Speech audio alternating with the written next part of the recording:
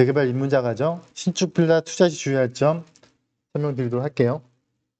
신축 빌라를 산다는 거는 재개발 지역에 가장 좋은 물건을 사는 거예요. 그거는 확실해요. 하지만 신축 빌라가 많은 지역에 가서 산다는 거는 재개발 지역이 아닌 데 가서 사는 거예요. 네. 그래서 재개발이 될 만한 곳에 유일하게 신축 물건을 사셔야 돼요. 너도 나도 신축이 들어가 있는 물건들은 그 지역은 재개발이 안 될 확률이 높아요. 그래서 재개발 물건 중에서 신축 물건을 구입할 때 주의할 점을 봐야 되는데, 여기에서부터는 이제 신축업자들의 욕심이 반영되는 지역들을 잘 검토하셔야겠죠. 거기다가 기준 날짜도 되게 중요해요.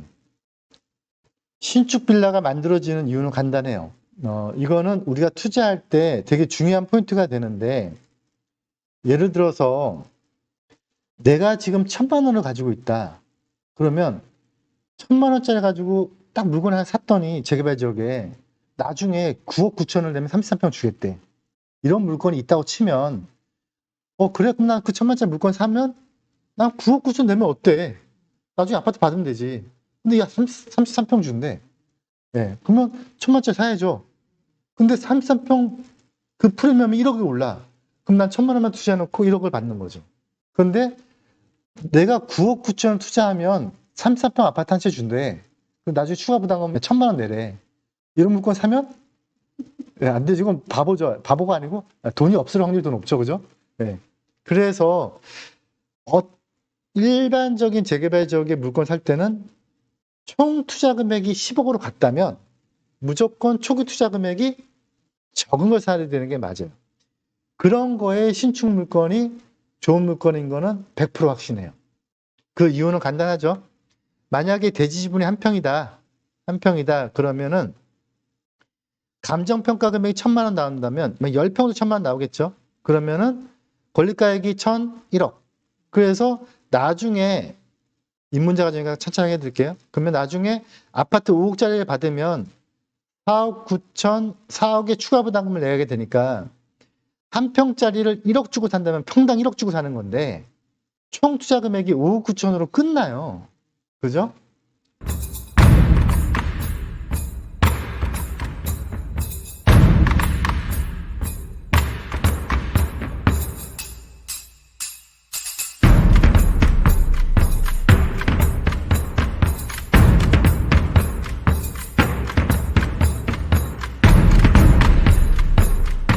그런데 10평짜리를 평당 5천 주고 사면 9억이 들어가니까, 그러니까 가번 물건, 나번 물건을 말씀을 드리는 거예요. 그러면 총 투자 금액이 한 평짜리를 샀을 때 동일한 평형의 아파트에 배정이 된다면 총 투자 금액이 훨씬 적어지는 거죠.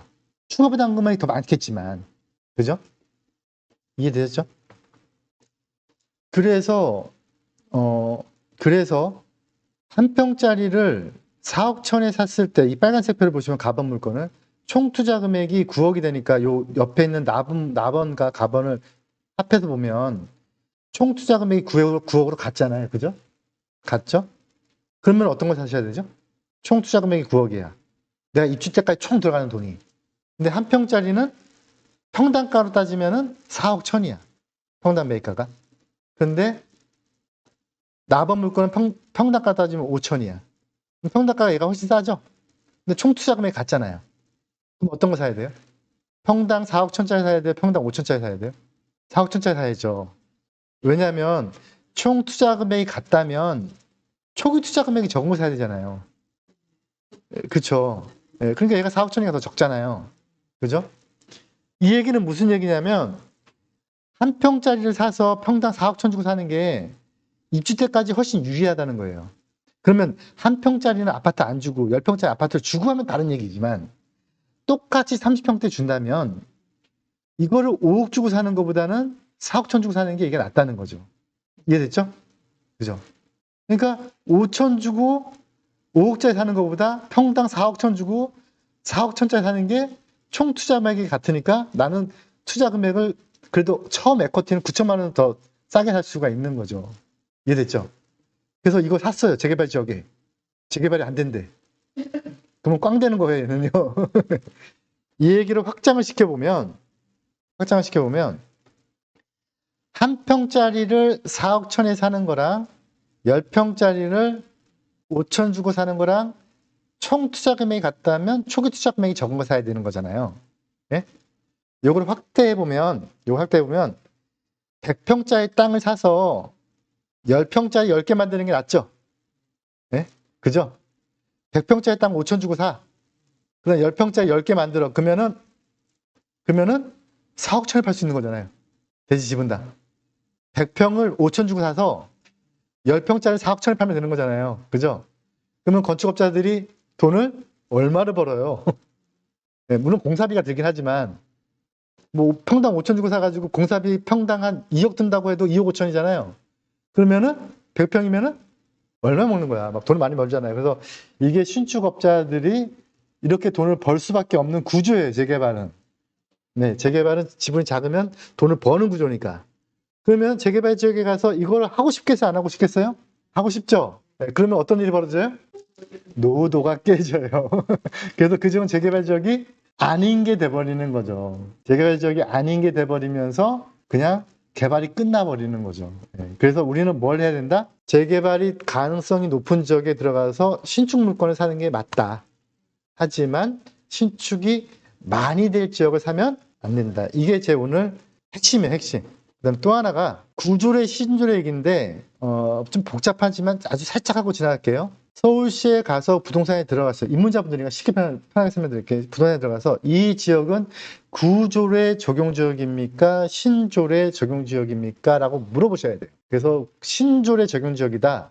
그러면은 권리 산정 기준일이 언제입니까? 이렇게 물어보시고 그러면 권리 산정 기준이 언제입니다. 그러면 이 신축 물건은 권리 산정 기준이 전에 지어진 겁니까? 후에 지어진 겁니까? 이게 핵심이고요. 그게 아니고 이 지역은 구조래 적용 지역입니다.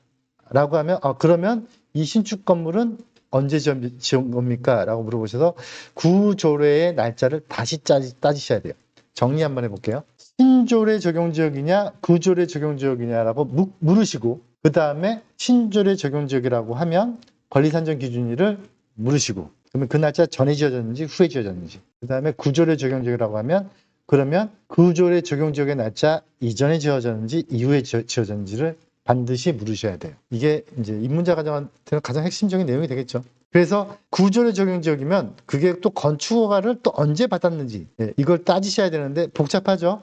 정리 한번 해드릴게요. 그런데 구조래 적용 지역이라고 하더라도 해당 면적이 새로 지어진 면적이 일정 면적 이상이면 되는데 요거는 제가 나중에 분양 대상 시간에 다시 한번 설명드릴 테지만 그 일정 면적이라는 게 그 지역에 지어진 아파트가 있다면 나중에 지어진 아파트가 있다면 제일 작은 아파트보다 크면 되거든요. 그래서 구조래 적용 지역이더라도 그런 거에 문제가 없다면 사도 되고요. 그렇지 않다면 그냥 과감하게 그 지역은 잊어버리시면 될 것 같아요. 그래서 제일 중요한 날짜 요 세 날짜인데 요 세 날짜는 그냥 머릿속에 두시고 중개사한테 물어보셔야 돼요. 뭘 물어보셔야 되느냐? 이 지역이 2010년 7월 16일 서울 기준이에요. 이전 조례 지역입니까? 이후 조례 지역입니까? 이후 조례 지역이면은 그러면은 권리 산정 기준일이 언제입니까? 이전 조례 지역이면은 그러면 2008년 7월 30일 전에 건축 허가를 받았습니까? 후에 건축 허가를 받았습니까? 후에 받았다면은 그러면 몇 평짜리가 이 지역에 아파트가 지어집니까? 재개발 더럽게 어렵네요. 그죠? 네, 이걸 물어보시고 다시 해야 된다는 거예요.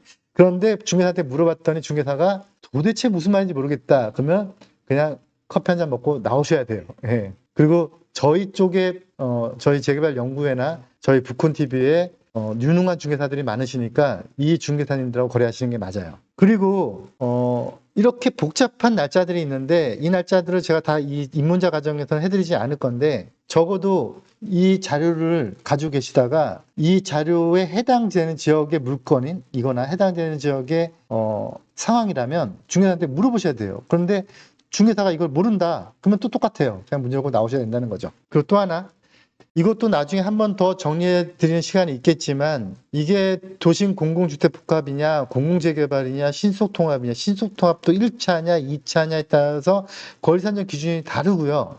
또 하나가 그 권리산정 기준일이 착공계를 넣은 기준이냐 건축 허가를 받는 기준이냐가 또 달라져요. 그래서 정리를 나중에 한번 해드릴 테지만 입문자 과정이니까 이제 포인트는 몇 개 잡아드리는 거예요. 구조례 적용 지역이냐, 신조례 적용 지역이냐. 그 다음에 신조례 적용 지역이면 권리산정 기준이 전이냐, 후냐. 또 하나, 권리산정 기준이 전이면 그 전에 착공신고가 기준이냐, 준공이 기준이냐. 이거를 반드시 중개사한테 묻고 그거를 확실하게 답변해 주시는 분들한테만 거래가 이루어져야 되고요.